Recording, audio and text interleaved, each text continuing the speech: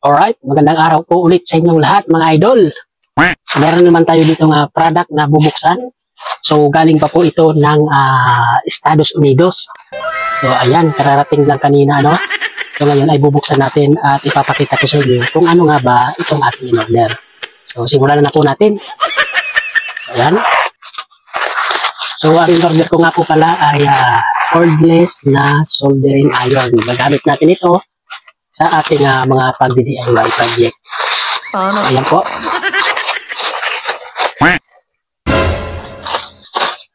So, bali, 10 araw bago po dumating sa atin ito. Hindi, wow. Ayan po siya. Ito po yung pagkakabalot ng mga idol. So, tignan natin. So, ayan. So, ito po siya mga idol, ano? Ayan. Gas soldering iron. So, ayan, hindi na natin kailangan na gumamit ng kuryente dito para mapagana po ito. So, ito po siya, no? Napakalaki po niya. At mabigat po. Ayan. So, bali, ito po ay may kasama po siyang gasket. O, gasket. At ito po yung pinaka-unit niya, no? Ayan. So, ito po siya. So, para mapagana natin ito, ay isindihan natin. Tignan natin kung mayroong karga itong kanyang tangke. Hindi, wow.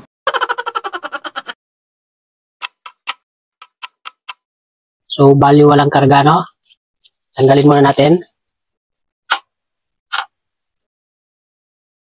So, dual purpose po ito, ano? So, pwede natin siya gawing parang heat gun. Ayan, ilalagay natin sa kung may mga piyesa tayo nga tatanggalin, halimbawa mga IC, ay pwede po ito. So, ayan.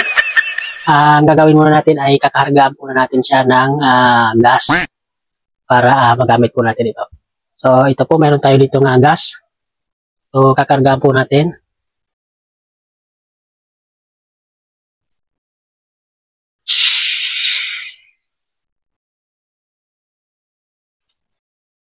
Ayan po. Meron na po siyang karga. Hindi, wow. So, gagawin natin ngayon ay i-testing na po natin kung walang tawag lighter.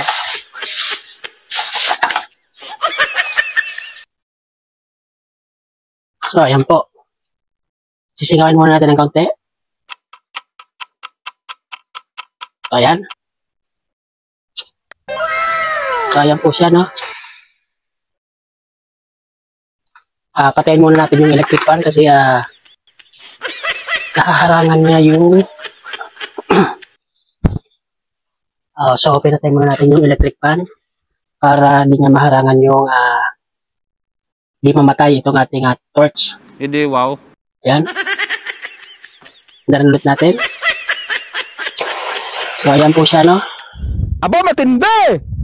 So ayan, napakalakas. So, testingin naman natin dito sa ating soldering iron. Soldering iron tip. The moment of truth. Kung talagang pwede nga ba itong panghinang. Ayan po. Kasi singawin na muna natin yung gas. Ayan po. Antayin lang natin na magbaga siya. Oh my God! Wow! Ayan po siya. Kuha tayo ng soldering lead. Ito po yung ating soldering lead. Kuha tayo ng wire.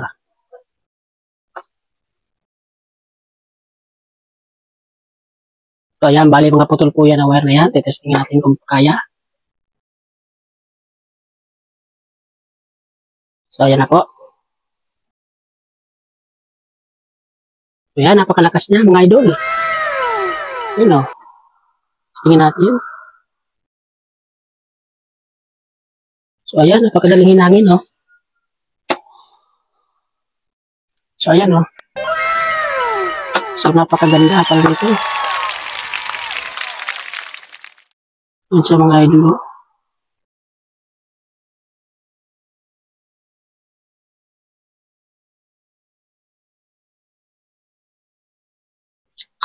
Ayan, napakalakas. So, ayan siya mga idol, oh. So, ayan, napakalakas. So, pwedeng-pwede nga gamitin kahit saan. Kahit pumunta ng bundok, pwedeng-pwede. Ayan, no? So, hindi ka na mamumblema kung walang kuryente. So, ayan lang po. Tayo na natin. Alright? Goods na goods, mga idol. So, sa mga gustong umorder pala ng ganitong product, lalagay ko dyan yung link sa Yellow Basket at sa comment section. So, alright, hanggang dito na lang po muna tayo mga idol. So, maraming salamat sa inyong panonood.